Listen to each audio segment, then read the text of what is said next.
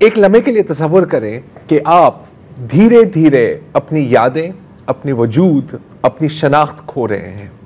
एक लिहाज से आप अपने अंदर कैद होते जा रहे हैं और वो सारी बातें जिनसे आप बनते हैं वो आपसे छीनी जा रही हैं। बिल्कुल ऐसे ही होता है अल्जाइमर्स डिजीज़ के मरीज़ों के साथ। और ये इस तरह की बीमारी है जो आपके ब्रेन सेल्स को अटैक करती है, उनको नुकसान पहुंचाती है, बल्कि उनको मार डालती है, उनको किल कर देती है। और इसके साथ आपकी पूरे जो निज़ाम है, आप जिस तरह कम्युनिकेट करते हैं, आपकी पर्सनैलिटी बदल जाती है, आप अल्फाज भूलने जाते हैं और आखिर में शायद आप बोलना भी भूल जाते हैं। धीरे धीरे यू स्टार्ट डाइंग इनसाइड। अगर मेरे से पूछा जाए तो मुझे किसी बीमारी से इतना डर नहीं लगता, इतना खौफ नहीं महसूस होता जितना अल्जाइमर्स से। तो हमने सोचा कि आज हम इसी के बारे में बात करते हैं ताकि थोड़ी सी आगाही भी मिले लोगों को, अफवाह भी कर सकें, और हम ये भी बात करें कि क्या इसका कोई इलाज है, अगर इलाज नहीं है तो क्या इसकी कोई ट्रीटमेंट्स हैं और वो क्या हैं। आज हमने दावत दी है डॉक्टर माहीन मौसूफ एडमसन को। आप क्लिनिकल प्रोफेसर ऑफ न्यूरोसर्जरी हैं at California Stanford University. Doctor साहिबा, बहुत बहुत शुक्रिया हमें ज्वाइन करने का। अगर आप पहले तो मुझे थोड़ा सा बता सकें कि अब एक तो होती है नॉर्मल एजिंग, अब हमारी हम सबकी उम्र बढ़ती जा रही है। और शो से पहले अभी वसूतुल्लाह खान साहब भी मुझे बता रहे थे कि यार मैं तो दिन में 4 दफ़ा अपने घर से बाहर निकलता हूँ, मैं वापस जाता हूँ क्योंकि यार मैं ये चीज़ भूल गया, वो चीज़ भूल गया। हमारे साथ अक्सर होता है, अगर ये नोट्स ना हो तो मुझे पता भी नहीं है कि मैं क्या कहने वाला हूँ। तो एक तो है नॉर्मल एजिंग जिससे मेमोरी लॉस होता है। फिर ये होती है जिसको हम सीनियलिटी कहते हैं, हाँ उम्र का तकाजा है, बंदा भूल गया है, या डिमेंशिया। तो इन सारी चीज़ों में और अल्जाइमर्स में क्या फ़र्क है? इससे सबसे जो आसान तरीके से समझाया जा सकता है वो ये कहा जा सकता है कि डिमेंशिया को आप कहें जैसे बुखार है। सही। अब बुखार आपको हर तरह से हो सकता है, आपको कोविड से हो सकता है, आपको मलेरिया से हो सकता है। तो डिमेंशिया आपको पार्किंसन से हो सकता है, आपको अल्जाइमर से हो सकता है, आपको वैस्कुलर डिमेंशिया हो सकता है। तो कोविड से हाँ, कोविड से आपको कॉग्निटिव डिक्लाइन होती है, याददाश्त पे असर पड़ा। अच्छा, हाँ, लॉन्ग कोविड जिसे कहते हैं उसमें आपको होता है कॉग्निटिव डिक्लाइन जिसे कहते हैं। अच्छा, ये जो आपने बात की है कि नॉर्मल एजिंग होती है, अब ऑब्वियसली हम सब की उम्र बढ़ रही है तो दिमाग आहिस्ता आहिस्ता डिटेरिएट होता है, हर चीज़ का एक कंटिन्यूम होता है। और कॉग्निटिव एजिंग जो नॉर्मल एजिंग होती है उसको आप देखें जैसे एक लफ्ज़ याद नहीं आते, नाम याद नहीं आते, उसे कहते हैं tip of the tongue phenomena, ठीक है। और फिर बाज़ दफ़ा ये होता है कि हम लोग ये करते हैं कि जहाँ चाबी रखी है वहीं चाबी रखें रोज, क्योंकि अगर आप कहीं और रखेंगे तो आपका दिमाग गई चाबी। एग्जैक्टली। तो उसके लिहाज से लोग अपने, लेकिन द फैक्ट कि आप वो खुद कर रहे हैं और आप ये जानते हैं कि कर रहे हैं, दैट मीन्स दैट आपकी याददाश्त सही है। अगर आप वो करना भूल जाएं दैट मीन्स कि कुछ है। अच्छा, इस मामले में केयर गिवर का बहुत ज़्यादा हाथ होता है और पाकिस्तान में मैंने ये बात नोट की है कि यहाँ family is very very important. तो अगर आपका कोई शिफ्ट याददाश्त में होता है तो वो केयर गिवर फ़ौरन नोटिस करता है। तो ये कि आप जनाब जूते के मोज़े आपने सिंक के अंदर रख दिए और मतलब जो जहाँ की, और या फिर आप रास्ता बहुत भूल रहे हैं, तो ये चीज़ें आपको खुद पहचानेंगे या आपका केयर गिवर पहचानेगा। तो वो शिफ्ट नॉर्मल एजेंट से एकदम से आ जाती है माइल्ड कॉग्निटिव इम्पेयरमेंट। उसके भी 2 तरह के हिस्से होते हैं, एक याददाश्त का होता है और एक बगैर याददाश्त का होता है। और फिर ये जो चीज़ें हैं इनके बारे में फिर आप जाते हैं, उसे कहते हैं the business of diagnosis, and it's a business, क्योंकि बहुत सारे लोग कुछ ना कुछ करते रहते हैं। न्यूरोलॉजिस्ट जो हैं वो आपसे पूछेंगे कि किस तरह आपकी ये क्लिनिकल हिस्ट्री है, कहाँ से शुरू हुई है, तो उसके बाद वो डायग्नोस करेंगे। और फिर जब तरह तरह के टेस्ट होते हैं, ज़्यादातर देर बेस्ड ऑन मेमोरी, अटेंशन, फिर आप उससे पता चलता है कि आप किस लेवल पे हैं और आपका डिमेंशिया है और कहाँ से शुरू हुआ है। अच्छा, अगर फ़र्ज़ करें कोई आइडेंटिफाई करना चाह रहा है, ठीक है, जैसे आपने एक एक्सप्लेनेशन तो दे दी कि मुझे फ़िक्र है कि शायद मेरे वालिदैन अल्जाइमर्स के मरीज़ हो रहे हैं या शायद मैं हो रहा हूँ, क्या अगर आप हमें 2 या 3 वार्निंग साइंस बता दें कि इससे अगर ये चीज़ें हो रही हों आपके साथ या आपके किसी लव्ड वन के साथ, तो इट कुड बी अल्जाइमर्स। हाँ, तो देखिए, भूलने की जो बीमारी यहाँ कहते हैं ना कि जब एज हो जाती है तो एकदम से एक होता है कि नहीं जी बूढ़े हो गए, उनको तो याद ही नहीं रहता। तो ये बहुत सारे लोग हैं, अरे तो बिल्कुल ही भूल जाती हैं। दोहराना, बातें दोहराना इज़ वेरी वेरी इंडिकेटिव। दूसरे, पहचानना और रास्ते भूलना। अच्छा, ये तरह तरह की होती हैं। जैसे ये अल्जाइमर्स की मैं बात कर रही हूँ, दिमाग के डिफरेंट हिस्सों से इस तरह की चीज़ें शुरू होती हैं। जैसे अल्जाइमर्स जहाँ शुरू होता है वो आप जब आप दिमाग को MRI स्कैनर में डालते हैं, असल अल्जाइमर्स आपको तब पता चलता है जब आप ऑटोप्सी करते हैं, तब आपको पता चलता है कि अल्जाइमर्स था, क्योंकि उसमें वो कहा जाता है ना, वो काले प्लैक्स वो सब, तो वो जहाँ से शुरू होते हैं वो एक हिस्सा है दिमाग का, वहाँ से शुरू होते हैं, और वो हिस्सा जो है वो बहुत ज़्यादा मेमोरी का हिस्सा है, और वहाँ से ऑल्सो ये जो हम रास्ते ढूंढते हैं वो वाला हिस्सा है। अच्छा, ये चीज़ें और तरह का जो डिमेंशिया होता है उसमें पर्सनालिटी चेंजेस आ जाती हैं, उसमें आपकी अटेंशन होती है। तो अगर आप इस तरह के सिम्टम्स जो हैं आपको पता हो, और आपकी बेटी हो या आपकी बीवी हो, तो अवेयरनेस की बात है, एजुकेशन की बात है, तो वो फ़ौरन, और फंक्शन जब आपका चेंज हो रहा है तो फिर वो कहेंगी जनाब डॉक्टर के पास फ़ौरन लेके जाएं। और डॉक्टर जो हैं, ऑब्वियसली मेरा तो यहाँ एक्सपीरियंस आगा खान से ही रहा है, and they have the whole diagnosis set up and they're able to do it। मैं तो क्योंकि US में रहती हूँ तो मेरा resources जो हैं मेरी बिल्कुल अलग हैं, लेकिन यहाँ की resources के साथ साथ there's a huge way of distinguishing। अच्छा डॉक्टर साहब, ये बात सही है जो हमारा तासुर है कि अल्जाइमर जो है ये उम्र रसीदा लोगों को होता है, मतलब 60+ को, या ये गलत है परसेप्शन? नहीं, परसेप्शन तो सही है, लेकिन मैं आपको एक बहुत इंपॉर्टेंट बात बताती हूँ। एक जीन होता है, आपने सुना होगा अल्जाइमर्स का, इसको कहते हैं, मैं सिर्फ एक्रोनिम लूँगी, ये नाम बहुत बड़ा है, APOE4। अच्छा, ये बहुत इंपॉर्टेंट जीन है क्योंकि ये इसकी कहा जाता है कि ये एज रिलेटेड है, यानी अगर आप में ये एक कॉपी होगी उसकी तो आपको जो डिमेंशिया, जो अल्जाइमर्स है वो आपको ज़रा जल्दी होगा, इट्स एज रिलेटेड 60। अगर आपकी 2 कॉपीज़ होंगी तो उससे भी जल्दी होगा। तो रिसेसिव जिसे कहते हैं, 2 अगर कॉपीज़ हैं तो होमोजाइगस और ज़्यादा रिसेसिव होगा। सॉरी, अभी यहाँ पे I am sorry to interrupt, तो क्या इसका मतलब है कि इसका फिर कजन मैरिजेस के साथ भी लिंक है?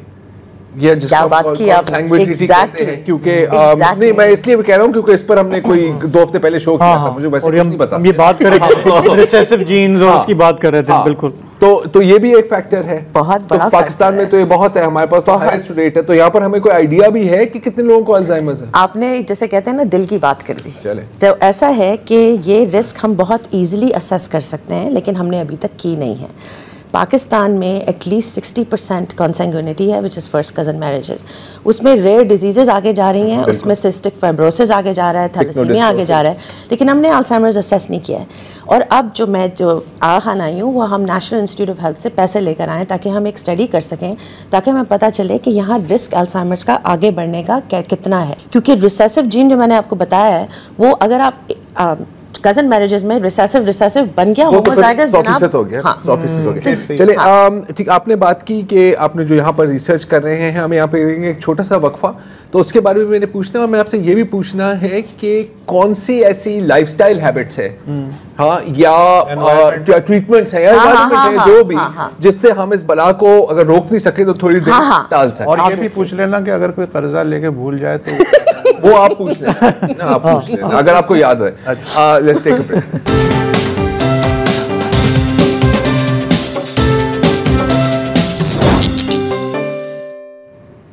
वेलकम बैक जी, हम बात कर रहे हैं अल्जाइमर्स डिजीज के बारे में, और हमारे साथ डॉक्टर माहीन है। डॉक्टर साहिबा, आप अपनी रिसर्च के बारे में बात कर रही थी। आप कई दिहाइयों के बाद, शायद कई सालों के बाद पाकिस्तान वापस आई हैं, और एक मकसद के साथ वापस आई हैं। वो मकसद क्या है? वो मकसद ये है कि हम यहाँ अल्जाइमर्स डिजीज़ के बारे में मालूमात करें, ये देखें कि इसकी रिस्क क्या है, और इसका सबसे बड़ा मकसद ये है कि अमेरिका में और दूसरी जगहों में जो दवाइयाँ बन रही हैं वो they are doing it based on precision medicine. तो उसमें वो पूरी दुनिया से डेटा लेकर आ रहे हैं जेनेटिक, ताकि वो जो ड्रग बनाएं उसके साइड इफ़ेक्ट्स वो जेनेटिक से देख सकें, उसको ये देख सकें कि ये हम ड्रग जो है ये किस तरह किस पे मतलब tailored and targeted precision medicine. अब उस डेटा सेट में पाकिस्तानी तो है नहीं, सही, तो उस क्योंकि हमारी एक तो नस्ल तो अलग चीज़ है, लेकिन बिकॉज फर्स्ट कजन मैरिजेस में हमारा जेनेटिक मेकअप डिफरेंट है, हमारा जेनेटिक प्रोफाइल अलग है। और अब मैं ये नहीं कह रही अदर दूसरी जगहों पे नहीं होता, सूडान में भी होता है, कुवैत में भी होता है, तरह तरह के इलाकों में होता है, लेकिन हमारा परसेंटेज हाई है। तो अब मैंने जो बताया लोगों को वहाँ नेशनल इंस्टीट्यूट ऑफ हेल्थ के, तो वो लोग डिवर्सिटी के बारे में बहुत ज़्यादा बहुत उनको पसंद है, तो उन्होंने कहा कि आप लेकर आएँ। तो हम जेनेटिक डेटा यहाँ AKU के साथ, मेरे जो कोलैबोरेटर हैं उनके साथ, सलमान किरमानी के साथ हम जेनेटिक डेटा कलेक्ट कर रहे हैं, और ब्लड के और उसको और MRI डेटा को हम लेके जा रहे हैं ताकि हम डेटाबेस में डालें। अब आपको मैं एग्जांपल देती हूँ, जो नई ड्रग आई है ट्रीटमेंट जिसे कहते हैं एग्जैक्टली, तो उसके साइड इफ़ेक्ट्स हैं और उसके साइड इफ़ेक्ट्स दूसरी वाली जो है उसके साइड इफ़ेक्ट्स कम है, लेकिन उसके साइड इफ़ेक्ट्स ये हैं कि अगर आपका वो जीन हो जिसके बारे में मैं बात करूँ, अगर वो जीन आपके पास हो तो ब्रेन ब्लीड्स होते हैं, आपके दिमाग से खून निकलने लग जाता है, हल्के हल्के होते हैं, but it's something that you have to have a MRI scan every month. तो ये चीज़ें जो हैं ये अभी डिस्कवर हो रही हैं, उनके बारे में मालूम किया जा रहा है, साइड इफ़ेक्ट्स कम हो रहे हैं, डेटा ज़्यादा आ रहा है। तो इन चीज़ों में अगर हमारा जेनेटिक्स भी जाए तो हमारे बच्चों की सेहत ज़्यादा अच्छी रहेगी। अच्छा, अब जाहिर है कि हम बहुत कुछ है अल्जाइमर्स के बारे में जो हम नहीं जानते, अभी तहकीक चल रही है। एक चीज़ मैंने पढ़ी थी, अब आई डोंट नो कि कितने एक्यूरेट है, कि ये जो ब्रेन में जो प्लैक्स बन जाते हैं, अच्छा ये बिल्कुल उस तरह के प्लैक्स हैं जैसे आपके दांतों पे प्लैक्स नहीं बनते, और किसी ने कहा था कि oral hygiene gum disease can lead to Alzheimer's। इस पर कुछ है? हाँ, there's some research on it, but it's not very conclusive नहीं। इसको रोका जा सकता है या इसको स्लो डाउन किया जा सकता है? देखिए, बहुत सी चीज़ें उन्होंने एक तो एजुकेशन इज़ वेरी इंपॉर्टेंट। मैं हमेशा साइकोसोशल की बात ज़रूर करती हूँ, एक्सरसाइज, क्योंकि हर चीज़ is in a way the body is really link to inflammation. अब जितना ब्लड डालेंगे तरह तरह की जगहों में, it's going to get better. The brain is a huge muscle, uses a lot of memory and uses a lot of energy. तो आप एक्सरसाइज करें, आप एक तरह से कार्डियोवैस्कुलर हेल्थ आपकी अच्छी हो।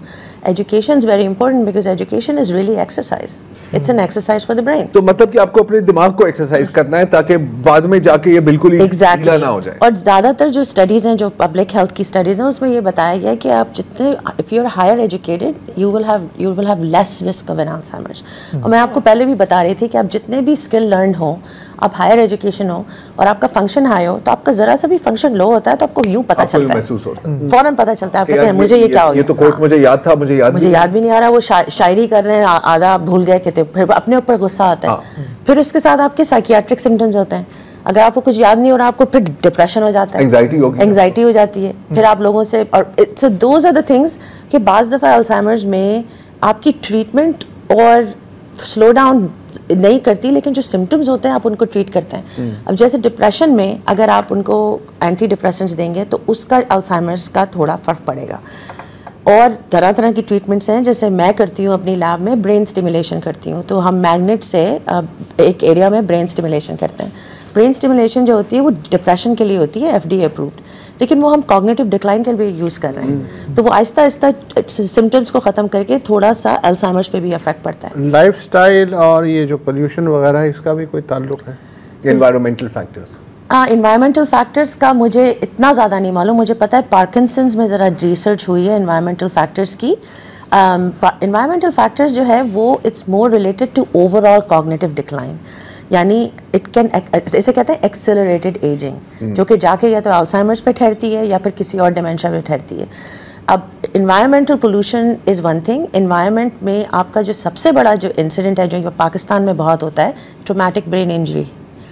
जब आपको बहुत पहले की बात है, जब बॉक्सर्स वगैरह मारते थे मुंह के ऊपर, it's called punch drunk syndrome. तो आप उसमें जब रिपेटिटिव मारते हैं, एग्जैक्टली, जब रिपेटिटिव आप मारेंगे your brain moves a lot. तो that's been my research, that can lead to dementia, that can lead. Muhammad Ali का हो गया था ना, Muhammad Ali also had Parkinson's, लेकिन हो सकता है कि वो पार्किंसंस जिससे एक्सेलरेट भी हुआ हो। ये दोनों कजन्स हैं ना, अल्जाइमर और पार्किंसन कजन्स। तो it's a different mechanism from the brain, वो दूसरी जगह से शुरू होता है। एक दूसरे को जानते हैं, एक दूसरे को जरूर जानते हैं। हाँ। अच्छा डॉक्टर साहब, हमारे यहाँ एल्डरली में अगर ये होता है और फैमिलीज में जहाँ पे बच्चे हैं अपने पेरेंट्स को देख रहे हैं डिटीरियरेट करते हुए, बहुत मुश्किल है, तो उनके वो क्या कर सकते हैं? आई मीन एक तो ये, दूसरा ये कि एक कोई टेस्ट है जिससे पता चल जाएगा कि जी अब आपको अल्जाइमर्स हो गया है और अब आपका सिर्फ डिक्लाइन है, तो उस सिचुएशन में क्या कर सकते हैं? तो जब आप न्यूरोलॉजिस्ट के पास जाते हैं तो न्यूरोलॉजिस्ट जो है वो दो तरह के टेस्ट कर सकते हैं। एक होता है मोका मॉन्ट्रियल और एक होता है MMSE, मैं ऐसे ले रही हूँ नाम। उसमें सारे आपके स्पेसिफिक क्वेश्चंस होते हैं और उनमें एक कट ऑफ होता है। कट ऑफ ये होता है कि अगर पॉइंट्स आपके उससे ऊपर हैं तो यूर ओके, फिर you're getting in the range and then you go down. तो वो आपको लिटरली हर साल हर 6 महीने कराना पड़ता है।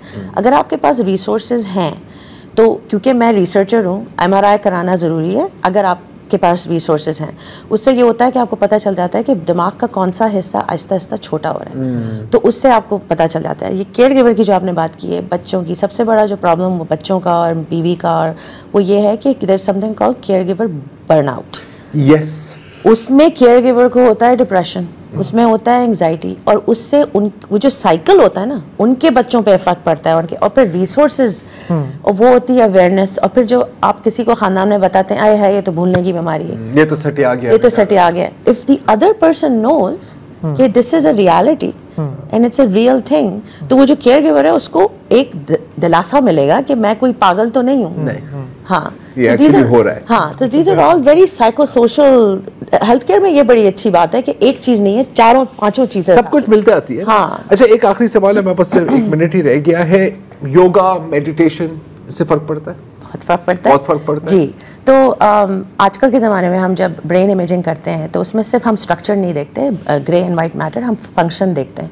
फंक्शन यानी ब्लड के जो कैसे कैसे कहाँ, तो उसमें हमने डिफरेंट तरह के पाथवेज बनाए हुए हैं। तो उस पाथवेज में ये होता है कि उन बाज़ दफ़ा बहुत शोर होता है, बहुत सारी नॉइज़ होती है, तो जब हम मेडिटेशन करते हैं तो कुछ पाथवेज में वो नॉइज़ ठहर जाती है, उससे हमें पता चलता है, उससे फंक्शन पे अफेक्ट पड़ता है। आप कोई बिहेवियर कर रहे हैं, you just get a little bit, और उससे आपका हार्ट रेट कम होता है, तो मतलब एंजाइटी, वर्चुअल सर्कल बन जाती है। सॉरी डॉक्टर साहिबा, हमारा वक्त खत्म हुआ है, कल से योगा शुरू कर दें। बातें ही करोगे? मैं बातें कर रहा हूँ, कम से कम मैं बातें तो कर रहा हूँ, बातों से ही आगाज होता है, और यहाँ पर हमारी बातें खत्म हो गई हैं, वक्त भी खत्म हो गया है।